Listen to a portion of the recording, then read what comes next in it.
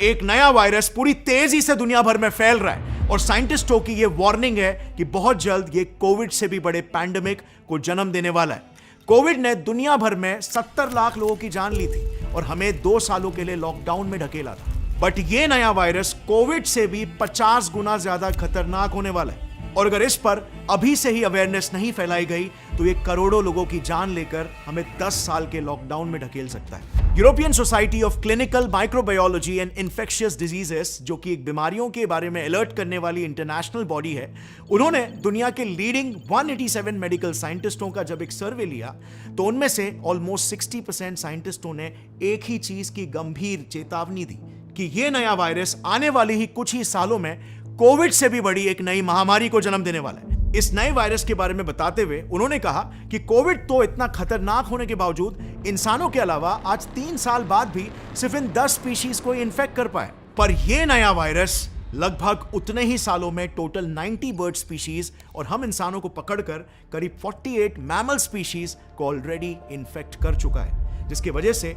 अभी last week even WHO ने भी इसे ऑफिशियली एक ग्लोबल थ्रेट डिक्लेयर कर दिया है। जी हां, वर्ल्ड हेल्थ ऑर्गेनाइजेशन ने भी, क्योंकि यह वायरस कोविड से भी कई गुना ज्यादा वायरुलेंट है, यानी कि अलग अलग प्रजातियों में तेजी से फैल रहा है। कोविड तो बस पहले आया और उसने सभी का ध्यान भटकाया, मगर उसकी परछाई में यह वायरस तेजी से इवॉल्व कर गया and to make matters worse अब यह भारत में भी एंट्री मार चुका है। इसी वायरस को लेकर जब वर्ल्ड हेल्थ ऑर्गेनाइजेशन की भी वार्निंग आई, हम समझ गए कि मामला सच में गंभीर है और फिर हमने इसका इंडिया में क्या स्टेटस है ये ढूंढने की कोशिश स्टार्ट कर दी। पता चला कि हमारे केरला और झारखंड में ये वायरस ऑलरेडी पोल्ट्री और वाइल्ड बर्ड्स को इन्फेक्ट करना शुरू भी कर चुका है और इसी के वजह से ऑलरेडी करीब 4000 पोल्ट्री और वाइल्ड बर्ड्स मारे भी जा चुके हैं। मगर अगर ये नंबर्स आपको कम लग रहे हैं तो भूलना मत, ये बस शुरुआत है। याद रहे, कोविड भी पहले सिर्फ बैट्स को ही इन्फेक्ट करता था, जिनका इंसानों से कुछ खास कांटेक्ट भी नहीं था, बट यहां पर पोल्ट्री तो हम रोज कंज्यूम करते हैं। सो अब सबसे बड़ा सवाल बस यही आता है कि आखिर ये कौन सा वायरस है जो इतना पोटेंट है और कोविड के आड़ में इसने अपने आप को छुपा के कैसे रखा, और क्यों अगर इसे आज सीरियसली नहीं लिया गया तो ये इस पूरे सदी की सबसे बड़ी महामारी को फैलाएगा। बिकॉज ऐसे वायरसेस जो होते हैं वो शुरुआत में थोड़े स्लो फैलते हैं क्योंकि अपने स्ट्रक्चर को वो इवॉल्व कर रहे होते हैं और फिर एकदम से एक्सपोनेंशियली फैलने लगते हैं। सो जिस वायरस की मैं बात कर रहा हूं फ्रेंड्स, उसका नाम है इन्फ्लुएंजा ए वायरस और उसमें भी पर्टिकुलरली उसका H5N1 स्ट्रेन। अगर आप इन इन्फ्लुएंजा ए वायरसेस की हिस्ट्री निकाल कर देखोगे ना तो पता चलेगा पिछले पूरे सेंचुरी में एंड इवन अभी तक 2024 तक भी जितने भी ग्लोबल पैंडेमिक्स यानी कि महामारियां आई है वो कुल मिलाकर 12 रही है कोविड को पकड़कर भी। लेकिन उनमें से कैन यू बिलीव इट 5 अकेले इस इन्फ्लुएंजा ए वायरस के अलग अलग स्ट्रेन्स ने ही फैलाई है और अब आ गया है एक बार फिर से इसका एक नया powerful strain H5N1। You know what's even more dangerous? That फिलहाल ये H5N1 बिल्कुल वैसा ही इन्फेक्शन पैटर्न दिखा रहा है जैसा सभी बड़े पैंडेमिक्स ने अब तक दिखाया था, specially Covid and mother of all pandemics कहे जाने वाले इतिहास के सबसे खतरनाक पैंडेमिक स्पेनिश फ्लू ने। दरअसल आज से एग्जैक्टली अराउंड 100 इयर्स अगो 1918 में एक स्पेनिश फ्लू नाम की महामारी फैली थी और उसके पीछे भी एक इन्फ्लुएंजा ए वायरस का ही स्ट्रेन था।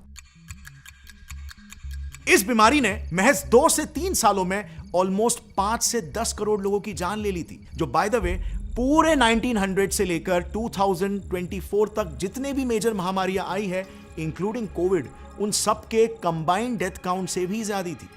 पर हैविंग सेड दैट, ऐसा नहीं था कि यह वायरस एकदम अचानक से प्रकट हो गया। स्टडीज बताती है कि उस समय करीब 1915 से ही स्पेनिश फ्लू वायरस का एक less potent variant birds, farm pigs और इंसानों में मिलना शुरू हो गया था, पर उस वक्त लैक ऑफ अवेयरनेस की वजह से लोगों ने उसे इतना सीरियसली नहीं लिया और फिर सडनली 1918 में यह वायरस म्यूटेट हो गया एंड इट वेंट बूम। एकदम से एक झटके में केसेस बढ़ने लग गए और करोड़ों लोगों की जान लेने लग गए। इसके बाद फिर यही पैटर्न आगे के पैंडेमिक्स में भी देखने को मिलता है, जैसे 1957 में आया एशियन फ्लू जिसने करीब 20 लाख लोगों की जान ले ली।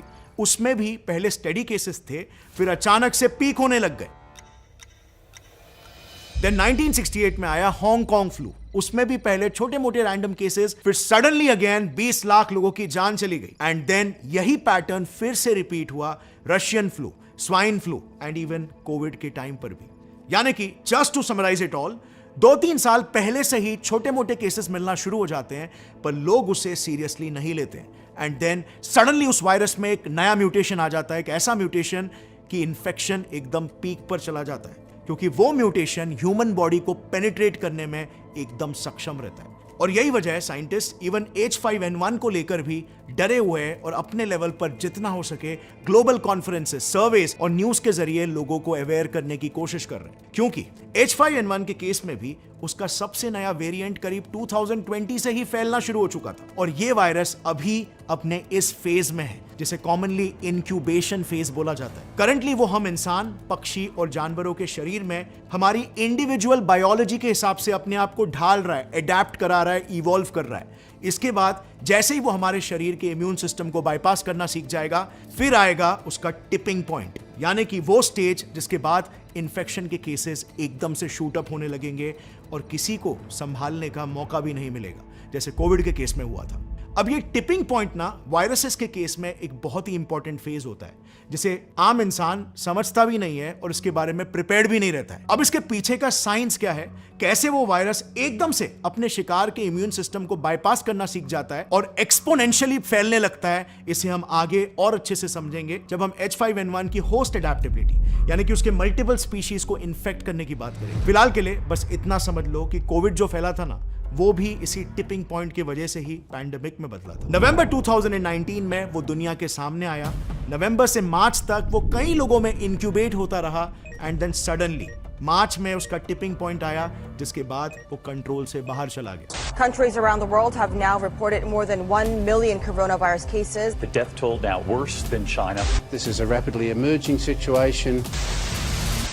एंड ऑनेस्टली H5N1 को लेकर भी जिस तरीके से पूरी दुनिया भर में से खबरें आ रही है, ऐसा बिल्कुल हो सकता है कि प्रोबेबली H5N1 का भी टिपिंग पॉइंट अब नजदीक आ चुका है। और हो सकता है हमारे पास अब बस कुछ सालों का समय भी नहीं, बल्कि सिर्फ कुछ महीनों का ही समय बचा हुआ है टू रिस्पॉन्ड। बिसाइड्स ये H5N1 वायरस भले एक इन्फ्लुएंजा ए वायरस है जो कॉमनली बर्ड फ्लू कॉज करते हैं, लेकिन ये अब तक आए किसी भी बर्ड फ्लू वायरस से एकदम ही अलग है। और अगर आप लास्ट सेंचुरी में आए सभी मेजर फ्लू पैंडेमिक्स का एक ग्राफ बनाओगे तो आप देखोगे उसमें स्पैनिश फ्लू में सबसे ज्यादा जाने गई और इसीलिए उसका पीक सबसे हाईएस्ट बनता है। बट देन उसके बाद जितने भी फ्लूज आए उनके पीक्स छोटे और छोटे होते चले गए। यानी कि पैटर्न ये बता रहा है कि हर अगले फ्लू में टोटल डेथ काउंट्स कम होते जाते हैं। और इसीलिए अगर हम पैटर्न को फॉलो करें तो इस लास्ट वाले का पीक ऑलमोस्ट ना के बराबर है। अब इस पैटर्न के हिसाब से अगर देखें तो आप बिल्कुल सोचोगे कि ये जो H5N1 आएगा ना, उसमें तो ये लास्ट फ्लू पैंडेमिक से भी कम जानी चाहिए। But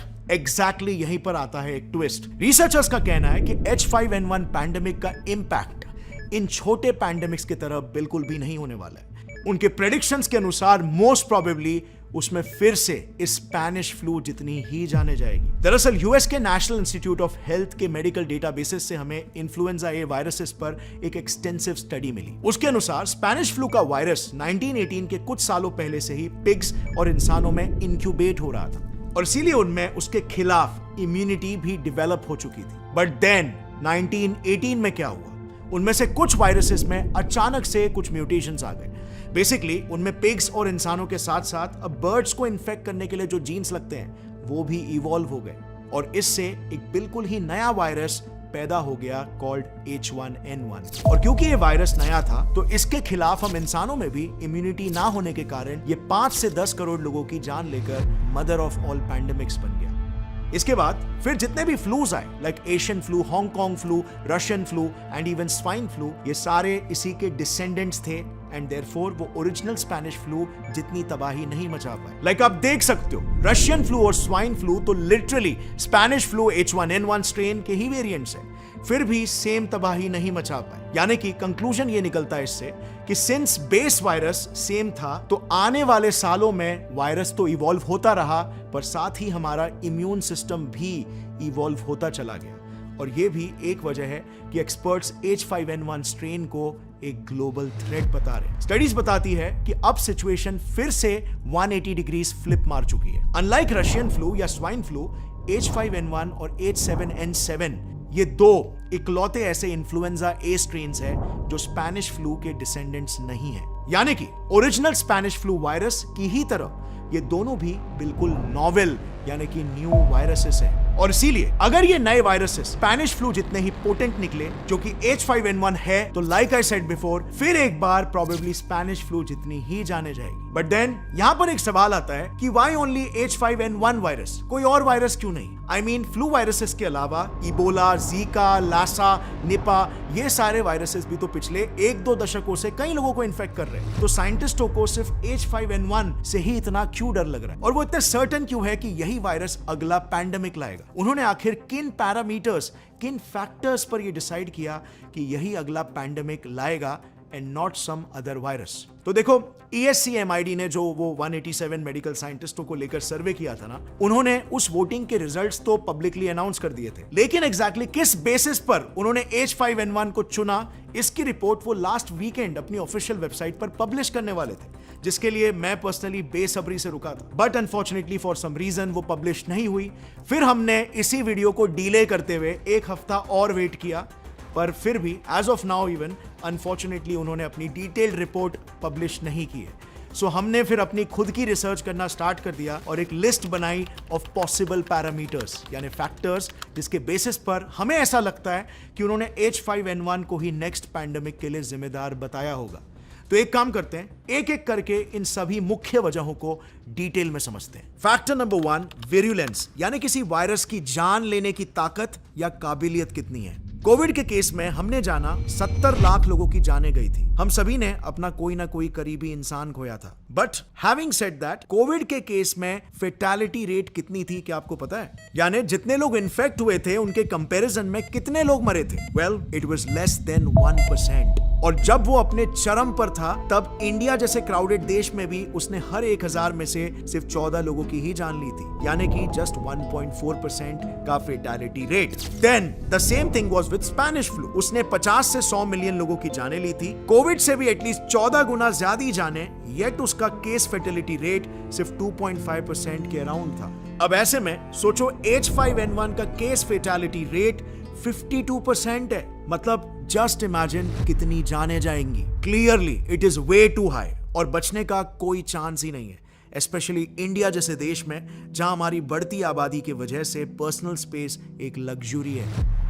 then factor number 2, mode of transfer. देखो, एड्स जो है ना, उसमें 95% चांस होता है कि बिना ट्रीटमेंट के एक एड्स पेशेंट मरेगा ही मरेगा, कॉन्ट्ररी टू कोविड जिसमें सिर्फ 1 से 4% ही चांस होता है। येट आप देख सकते हो कि एड्स ने पिछले 1 दशकों में जितनी जाने ली है, उतनी कोविड ने सिर्फ पिछले 3-4 सालों में ही ले ली है। सो आखिर इतना कम केस फेटालिटी रेट होने के बावजूद एड्स के मुकाबले कोविड-19 कैसे इतने लोगों को मार पाया? Well, that's simply because HIV, जो कि एड्स कॉज करता है, वो सिर्फ और सिर्फ इन्फेक्टेड ब्लड से फैलता है, मेनली ड्यूरिंग ब्लड ट्रांसप्लांट या सेक्सुअल इंटरकोर्स या कंटामिनेटेड सिरिंज इस्तेमाल करते वक्त। लेकिन अनलाइक एड्स, कोविड के लिए जिम्मेदार SARS-CoV-2 वायरस एक एयरबॉर्न वायरस था, यानी कि इन्फेक्टेड लोग जब स्नीज या कफ कर रहे थे तो उससे वो हवा में सस्पेंड हो रहा था और एक ही समय पर कई लोगों को इन्फेक्ट कर पा रहा था, नोइंगली या अननोइंगली। इनफैक्ट इसी चीज को लेकर रिसेंटली एक्सपेरिमेंट भी किया गया टू सी कि कोई इंसान जब स्नीज करता है तो उसके पार्टिकल्स कितने दूर तक ट्रैवल करते हैं। पता चला सिर्फ 22 सेकेंड्स में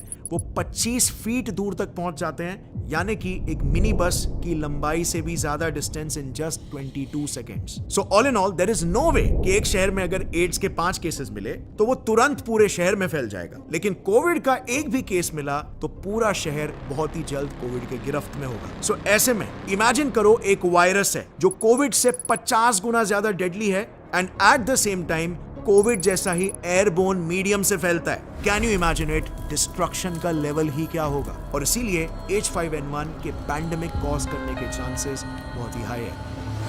थर्ड फैक्टर है सिवियरिटी ऑफ सिम्टम्स। देखो, एक बैक्टीरिया है क्लोस्ट्रीडियम बोटुलिनम करके, जो कि दुनिया के one of the most deadly toxins बनाता है, कॉल्ड बोटुलिनम न्यूरोटॉक्सिन। इसका सिर्फ 50 ग्राम डोज काफी है पृथ्वी से पूरी इंसानी प्रजाति को खत्म करने के लिए, सबके रेस्पिरेटरी सिस्टम्स को तुरंत पैरालाइज करके। पर क्या इसका मतलब ये क्लोस्ट्रीडियम बोटुलिनम बैक्टीरिया एक पैंडेमिक को जन्म दे सकता है? वेल, बिल्कुल भी नहीं, क्योंकि जब कोई पैथोजन ऐसे सिवियर सिम्टम्स दिखाता है तो वो तुरंत सबके नजरों में आ जाता है एंड देयरफॉर गवर्नमेंट अथॉरिटीज काफी तेजी से रिस्पॉन्ड करते हैं। लेकिन ऑन दी कॉन्ट्ररी, इमेजिन करो एक ऐसा वायरस है जो कफ, कोल्ड, फीवर, वीकनेस ऐसे ऑर्डिनरी सिम्टम्स दिखाता हो। अब ऐसे सिम्टम्स से तो हम हर साल एटलीस्ट 3-4 बार गुजरते ही है due to common cold. In fact अभी भी जब इंडिया में हीट वेव आई थी तो आई एम श्योर कई लोग ड्रास्टिक टेम्परेचर डिफरेंसेस की वजह से बीमार हुए होंगे सेम सिम्टम्स के साथ। ऑल्सो अगर आप लेट्स से डॉक्टर के पास भी जाते हो तो क्या वो आपका ब्लड या म्यूकस सैंपल टेस्ट करते हैं? नहीं, राइट? सो आप देख सकते हो कि अगर कॉमन कोल्ड की जगह पे कोई डेडली वायरस आया with the same symptoms, chances है कि अथॉरिटीज तक उसकी खबर पहुंचने से पहले वो वायरस ऑलरेडी एक सब्सटैंशियल अमाउंट ऑफ लोगों तक फैल चुका होगा। और यही हुआ कोविड के केस में भी। लॉकडाउन से पहले कई इन्फेक्टेड लोग कैजुअली अपने फॉरेन ट्रिप्स पर जा रहे थे और अपने देश में वापस लौट कर आ रहे थे, अननोइंगली इस बीमारी को कैरी करते हुए। इसमें लोगों की कोई गलती नहीं थी, पर डिलेड रिस्पॉन्स से उस वायरस को मौका मिल गया फैलने का, जो ही अगेन H5N1 के केस में भी होगा। अब आते फोर्थ और आखिरी फैक्टर में, विच इज होस्ट एडेप्टेबिलिटी। देखो, जैसे कि मैंने शुरू में बताया था, H5N1 ये 90 बर्ड स्पीशीज और 48 मैमल स्पीशीज को ऑलरेडी इन्फेक्ट कर चुका है। पर ऐसा क्यों? HIV तो 40 सालों से ही सिर्फ प्राइमेट्स यानी कि बंदर प्रजातियों को ही इन्फेक्ट कर पाए। तो देखो, इसमें बिल्कुल वही लॉजिक है जो बाकी किसी भी जानवर के एवोल्यूशन में इस्तेमाल होता है। और यहीं पर आपको टिपिंग पॉइंट वाले कॉन्सेप्ट का भी साइंस जानोगे। तो देखो, होता क्या है, कोई भी जीव एकदम अचानक से मेजर बदलाव नहीं दिखाता। वो पहले मल्टीप्लाई होता है और जनरेशन आफ्टर जनरेशन उसमें छोटे छोटे म्यूटेशंस आने लगते हैं बेस्ड ऑन द एनवायरनमेंट, अपने आप को एडजस्ट करने के लिए। और ऐसे म्यूटेशंस कई सालों तक होते रहते हैं, तब तक जब तक एक ऐसा म्यूटेशन नहीं क्रिएट हो जाए जो उस जीव को उस एनवायरनमेंट में सरवाइव और रिप्रोड्यूस करने की सुपर पावर दे दे। सेम चीज 1956 एशियन फ्लू के वक्त भी हुआ था, जो स्पेनिश फ्लू के बाद अगला मेजर पैंडेमिक था। उस दौरान क्या हुआ कि स्पेनिश फ्लू के H1N1 वायरस ने कई लोग और कई जानवरों को साइमल्टेनियसली इन्फेक्ट किया। तो इससे हुआ ये, उनके शरीर के इम्यून सिस्टम से डील करने के लिए उस वायरस पर प्रेशर बनने लगा कि वो अपने आप को इन नए नए प्रजातियों के इम्यून सिस्टम के हिसाब से अडेप्ट करे। फिर इस वजह से अगर सपोज कोई पिग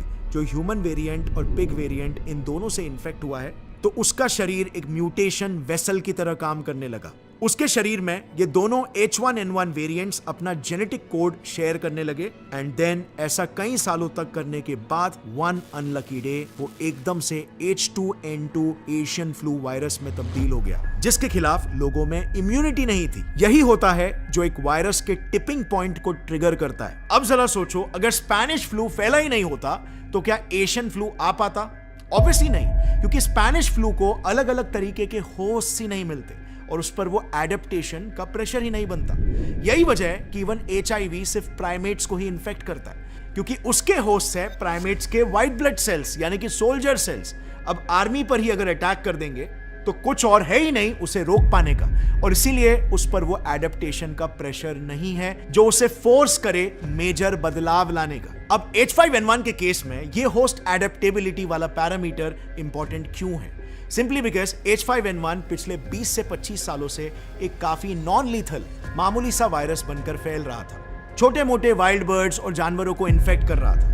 बट देन इन अलग अलग प्रजातियों को इन्फेक्ट करते करते उस पर मौजूद दो इंपॉर्टेंट रिसेप्टर्स HA5 और NA1, जो कि उसे अलग अलग होस्ट से बाइंड करने में मदद करते हैं, अब उनमें कुछ मेजर बदलाव आ गए हैं और अब वो और भी ज्यादा डेडली हो चुके हैं। यानी कि बेसिकली जैसे मैंने पहले कहा था, वो अपने टिपिंग पॉइंट के नजदीक पहुंच चुके थे। लाइक लिटरली फिलहाल H5N1 के इन रिसेप्टर्स के जीन्स में ऑलरेडी एटलीस्ट 80 मेजर म्यूटेशंस आ चुके हैं, जिससे इस वायरस के 80 जेनेटिक सब लिनिएजेस यानी कि वेरिएशंस पैदा हो चुके हैं। और ये 80 वेरिएशंस आज 138 स्पीशीज को इन्फेक्ट करके और भी ज्यादा वेरिएशंस को जन्म दे रहे हैं, यानी कि अब ये एक्सपोनेंशियली बढ़ना शुरू हो रहे हैं। अगर इन्हें समय रहते नहीं रोका गया तो जो वेरिएंट्स इंसानों को इन्फेक्ट कर रहे हैं वो बाकी वेरिएंट्स के साथ अपना जेनेटिक मटेरियल शेयर करके एक ऐसे वेरिएंट को जन्म दे देंगे जो इंसानों के लिए गेम ओवर हो जाएगा। So now the real question is कि आखिर इसे रोका कैसे जाए? वेल, जैसे कि हमने देखा कि H5N1 अभी भी अपने टिपिंग पॉइंट तक पहुंचा नहीं है, पहुंचने वाला है, यानी कि अभी भी देर नहीं हुई है। फ्यूचर पैंडेमिक के लिए हम अपने आप को तैयार अभी भी कर सकते हैं, और उसके लिए सबसे पहले तो हमें खुद को जागरूक करना पड़ेगा और ये जागरूकता लोगों तक पहुंचानी होगी। इस बार वायरस के फैलने से पहले अवेयरनेस को फैलना चाहिए, जिसके लिए हम भी अपने लेवल पर जितना हो सके कोशिश कर रहे हैं, सो आप भी करिए। और दूसरा और perhaps the most important step ये है कि हमें ये रियलाइज करना चाहिए कि अपने हेल्थ की केयर रखना सिर्फ और सिर्फ हमारी खुद की रिस्पॉन्सिबिलिटी है। कोविड के केस में भी आपने देखा था, पहले तो चाइना ने लापरवाही दिखाई, फिर उसके बाद WHO ने लापरवाही दिखाई और पैंडेमिक घोषित करने में देर कर दिया। फिर उसके बाद गवर्नमेंट्स भी फेल हो गए समय रहते पैंडेमिक को कंट्रोल करने में, और लास्टली हमने भी लापरवाही दिखाई इनिशियल डेज में मास्क वगैरह ना पहनकर, जिसके नतीजे में 70 लाख लोगों की मौत हो गई। सच्चाई तो यह है कि हम खुद इन मामलों पर इंफॉर्मेशन गेन करके सच्चाई जानने की जगह पर दूसरों पर निर्भर रहते हैं। एंड आई थिंक कहीं ना कहीं हमारा ये माइंडसेट कि ये हमारा काम नहीं है, रिसर्च करना, नॉलेज गेन करना, इसके पीछे भी रिस्पॉन्सिबल है। लैक ऑफ अवेयरनेस के लिए रिस्पॉन्सिबल है ये। क्यों आज साइंस और साइंटिफिक अवेयरनेस को ऐसा समझा जाता है कि ये पेशेवर साइंटिस्ट या साइंस बैकग्राउंड के लोगों का ही काम है? क्या अपनी सेहत का ख्याल रखना और खुद को एक बेहतर जिंदगी देना हमारी जिम्मेदारी नहीं है? क्या कोई बीमारी हमें अपने गिरफ्त में लेती है तो वो ये देख के लेती है कि ये तो साइंस बैकग्राउंड का बंदा है या ये तो कॉमर्स बैकग्राउंड का बंदा है? सच तो ये है कि हर एक इंडियन को अपनी सेहत, बेहतर जिंदगी और एक इन्फॉर्म्ड समाज के खातिर साइंस की बेसिक समझ होनी चाहिए, ताकि वो अपनी जिंदगी को एक इन्फॉर्म्ड डायरेक्शन दे सके। क्योंकि कोविड जैसे पैंडेमिक के टाइम पे it's not just the virus that is the killer, it's our ignorance too, and prevention is always better than cure.